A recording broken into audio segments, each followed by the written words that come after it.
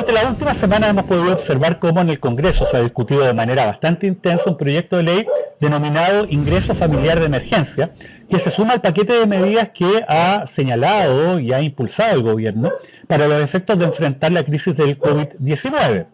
Dentro de estas medidas se encuentran, como ustedes podrán recordarse, el denominado proyecto de protección al empleo, que básicamente lo que hace es asignar el costo de la suspensión de la relación laboral a los trabajadores a partir de señalar de que se tienen que pagar parte de sus sueldos durante el periodo en que se suspenda esa relación con cargo a las cuentas individuales de cada uno de los trabajadores que son de su propiedad y que se administran en el sistema de seguro de cesantía. Por otra parte, se aprobó la denominada Ley de Fondo de Garantía de Pequeños y Medianos Empresarios, que es el FOGAPE, que básicamente lo que hace es establecer un mecanismo de ayuda a las pymes a través del otorgamiento por parte de la banca privada de créditos con garantía del Estado, un verdadero CAE 2.0. Ahora los bancos obviamente se les va a generar un importante negocio, en primer lugar porque obviamente van a poder obtener los intereses de estos créditos, pero además van a poder cobrar sus gastos de administración relacionados con los mismos. Y además, si esto no fuera poco, se establece por la ley del FOGAPE que para poder acceder a estos créditos es necesario de que no se encuentren estas empresas morosas de créditos anteriores. Como se sabe, la situación de los micros, medianos, pequeños empresarios es una situación que viene no desde la crisis del COVID-19, sino desde antes, en una situación bastante precaria. Y muchos de ellos tienen deudas. De hecho, quienes están en peor posición tienen deudas. Entonces, finalmente, lo que van a tener que hacer es ir a renegociar estas deudas con los bancos, y esto para los efectos de poder obtener liquidez inmediata para poder subsistir.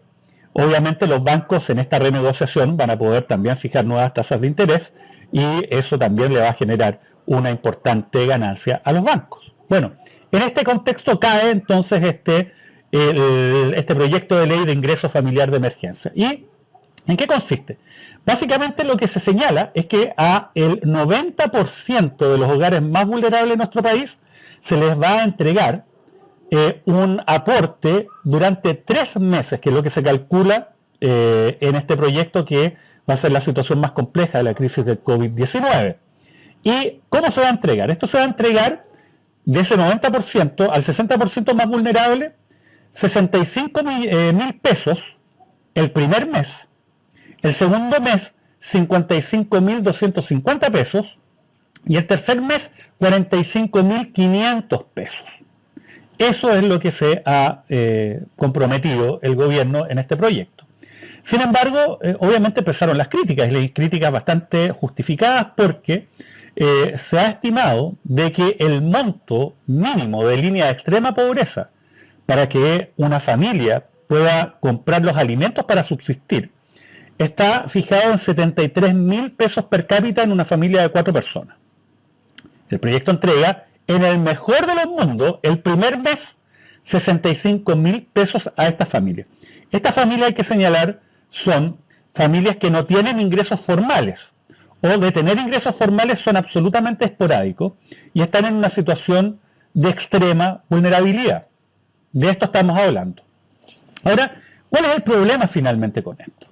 El problema es que el gobierno se comprometió, en anuncios bastante rimbombantes en su momento, a destinar 2.000 millones de dólares precisamente a ayudar a las familias más vulnerables. El problema es que este mecanismo de ingreso familiar de emergencia, que se supone que es el mecanismo principal para ayudar a estas familias más vulnerables en el momento más crítico de esta crisis del COVID-19, bueno, se gastan 803 millones de dólares de los 2.000. Entonces la pregunta es, ¿qué pasa con el resto del dinero? ¿Por qué no se mejora este monto a una cifra que a lo menos alcance a lo que se ha considerado como lo que es la línea de pobreza, de extrema pobreza, lo que necesitan estas familias para poder sobrevivir? Bueno, la verdad es que no existe una razón muy clara. Se han dado muchas explicaciones. En el Senado se dijo, mire, ¿por qué no se fija un monto de 80.000 pesos fijo, sin que vaya bajando mes a mes, durante estos 3 meses, que son los más complicados? Eso sale 1.250 millones de dólares. Y el gobierno se había comprometido a gastar en este ítem 2.000 millones de dólares. Entonces está dentro de los números del propio gobierno. No significa tirar la casa por la ventana, ni exceder ningún tipo de gasto.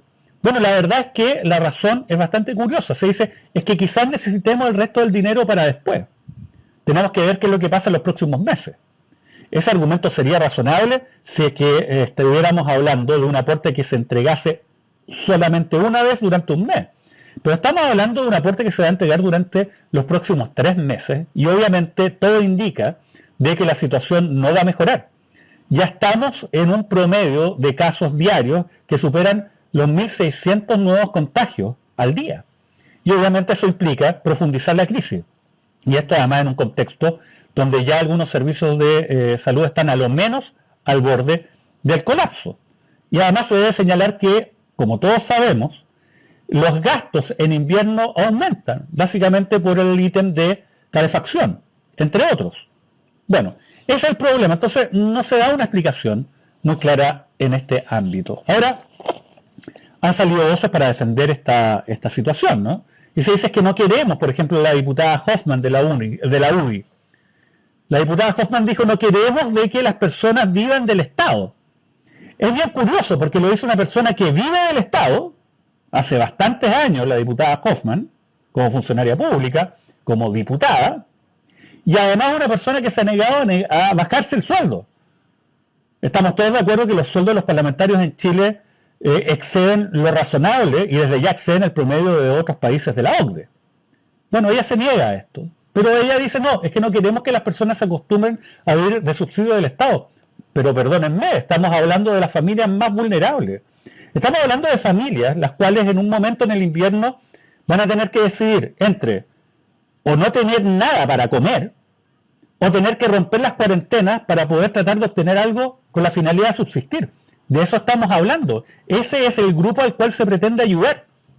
Sin embargo, al parecer, acá hay cuestiones que van más allá de ver qué es lo más conveniente en el caso concreto para esta familia. Además, fíjense, acá se ha dicho también por otros personeros de la coalición de gobierno de que, claro, esta es una idea muy demencial de personas que no saben nada de economía y que están muy cargados a la izquierda, un grupo de zurdos absolutamente insensatos que pretenden tirar la casa por la ventana, como si no hubiese futuro. Bueno, la verdad que eso no es real. El gobierno sostuvo, el presidente Piñera, en cadena nacional, de que el paquete que iba a implementar su gobierno para los efectos de poder enfrentar la crisis del COVID-19 iba a alcanzar a lo menos los 17.500 millones de dólares. Y resulta que, bueno, para ayudar a este grupo de personas más necesitadas, se señaló, vamos a disponer de un fondo de 2.000 millones de dólares. Pero resulta que para entregar esta ayuda imprescindible para las familias más vulnerables, se gastan 800 millones de dólares y fracción. Y no se quiere gastar ni siquiera el resto de lo que ellos mismos dijeron iban a ir con este fin. No tiene mayor sentido. Además, llama la atención de que cuando se discutió, por ejemplo, la ley de financiamiento de las Fuerzas Armadas, se estableció varios fondos, se establecieron 2 fondos. Uno de ellos era un fondo que se denominó de contingencia estratégica. ¿Y ustedes saben para qué? Era para ver si es que había alguna emergencia que requiriese fondos extras o hubiese una oportunidad de compra de material bélico, como una oferta inesperada, ¿no?, para poder comprar material bélico para las Fuerzas Armadas, entonces se pudiese tomar ese dinero. Y recuerdo que en la discusión parlamentaria el gobierno insistió mucho en colocar importantes sumas de dinero a este fondo y dieron toda clase de argumentos. Bueno, resulta que finalmente este fondo tiene 1.000 millones de dólares asignados para poder ver si es que surge una oferta eventualmente en el mercado de armas y poder aprovecharla. Pero resulta que para los efectos de poder ayudar a las familias más vulnerables, entonces ahí el argumento ya es otro. No, ¿sabe qué? Ya no estamos tan disponibles a entregar importantes sumas de dinero. No, ahí ya no. Tenemos que ser responsables. Pero lo que no tiene sentido es que ellos ofrecen 2.000 millones de dólares y gastan 800 millones de dólares en esto, en entregas que se van a prolongar durante los próximos 3 meses. en el contexto de un gasto global de 17.500 millones de dólares. La pregunta es, ¿a dónde se va a parar o a dónde pretenden llevar el resto del dinero si no es precisamente en esto? Es verdad, existen muchas necesidades, pero creo que hay que priorizar, y hay que priorizar a las familias más vulnerables. Y eso es lo que hoy día no está ocurriendo. Además se dice que no hay plata. Bueno, hay que señalar que Chile tiene reservas en el exterior, en el extranjero, a través de lo que son los denominados fondos soberanos. Y estas reservas que tiene Chile alcanzan los 22.000 millones de dólares. Y estas reservas se supone que existen para poder enfrentar situaciones de emergencia, situaciones extremas. ¿Qué más extremo puede ser el tratar de ayudar a familias que no tienen ningún ingreso formal en un contexto de cuarentenas, muchas de ellas obligatorias, donde existe una pandemia que pone en riesgo gravemente no solamente la salud, sino la vida de millones de personas? Entonces eso es lo que no parece razonable. Además, acá se ha señalado por parte de numerosos personeros de que la verdadera razón de que no se quiera gastar más dinero es una cuestión meramente ideológica. ¿Y esto por qué? Porque este gobierno no cree que el Estado tenga que cumplir un rol fundamental en la ayuda de las familias, no solamente más vulnerables, sino en general de las personas que están afectadas por la crisis. Esto es un rol que le corresponde a las empresas privadas. Entonces, la visión es, vamos a ayudar a las empresas para que ellos a su vez, bueno, contraten gente y por esa vía, entonces se pueda ayudar a las personas. Es una visión ideológica, pero no puede ser llevada a un extremo en el cual se le niegue la posibilidad de poder entregar recursos que son necesarios de manera inmediata para poder alimentarse a las familias más vulnerables. Más allá de que esa visión acerca del rol del Estado en tiempos de crisis, sobre todo en un contexto en el cual lo más probable es que tengamos una profunda recesión en adelante, bueno, ¿cuál es el rol que el Estado debe tener en ese ámbito? Obviamente existen otros modelos en los cuales básicamente lo que se plantea es que el Estado precisamente en estos contextos tiene que generar un importante gasto para poder reactivar la economía. Pero más allá de eso, de una discusión ideológica, hay una cuestión humana. Lo mínimo es entregar una ayuda, un aporte directo, inmediato, para que las familias más vulnerables puedan a lo menos alimentarse. Y no dejarlas en una encrucijada imposible. Que decir, mire, usted o sale de la cuarentena, de su casa, a buscar alguna forma de poder generar recursos para subsistir, o bueno, o se queda con este dinero que es manifiestamente insuficiente para que usted pueda vivir en una cuarentena que se transforma en un ejercicio imposible para millones de chilenos.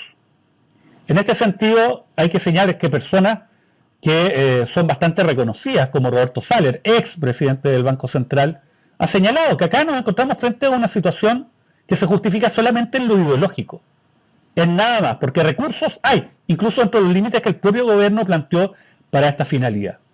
¿Qué es lo que ocurrió finalmente?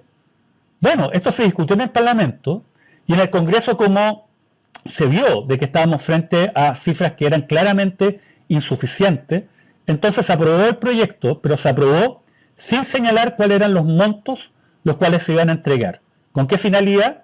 Con la finalidad que el gobierno del presidente Piñera y su ministro Ignacio Briones de alguna manera pudiesen buscar una fórmula para poder acercar el monto que se iba a entregar a lo que es la línea de la pobreza. Resultado, un portazo. Un portazo además en el contexto de una lucha de un gallito político insensato, que puede tener mucha lógica para las fuerzas de oposición y de gobierno en el Parlamento. A ver quién gana, quién cede. ¿Le vamos a torcer la mano a los parlamentarios? ¿Le vamos a torcer la mano al gobierno? Pero acá parece que el interés de las personas, de quienes muchas veces no tienen voz por la situación de vulnerabilidad y pobreza, no importa, es lo más mínimo. Y ese es el problema. Habiéndose aprobado este proyecto de ley, resulta que el Ejecutivo, el gobierno, lo mandó de vuelta con un veto. Un veto es cuando se aprueba un proyecto de ley, llega a manos del presidente, el presidente dice, ¿sabe qué? No me gusta el proyecto, y entre otras opciones tiene la posibilidad de mandarlo de nuevo al Parlamento, pero con ciertas modificaciones. Y adivinen cuál es la modificación que mandó de vuelta. La modificación que mandó de vuelta es decir, ¿sabe qué? Ese proyecto que usted nos mandó y que no tienen una cifra, yo no voy a negociar nada con ustedes, yo tengo el poder y les voy a pagar a ustedes 65.000 pesos a las 40% de las familias más vulnerables el primer mes, 55.250 el segundo mes y 45.500 el tercer mes, y punto, se acabó. Bueno, y hoy día estamos en una discusión en la cual la encrucijada es: o se aprueba estas cifras del gobierno o no se aprueba nada. Y eso es lo que está jugando finalmente el gobierno en el Parlamento, es decir, ¿sabe qué? Si ustedes no aprueban esto, entonces esa gente no va a recibir nada. No había una opción de poder buscar una fórmula para que esa gente pudiese recibir, pero algo mejor. Parece que en el Chile de hoy no, porque en el Chile de hoy lo único que importa realmente son los intereses de unos pocos y no el interés de una gran mayoría que está en una situación de extrema vulnerabilidad.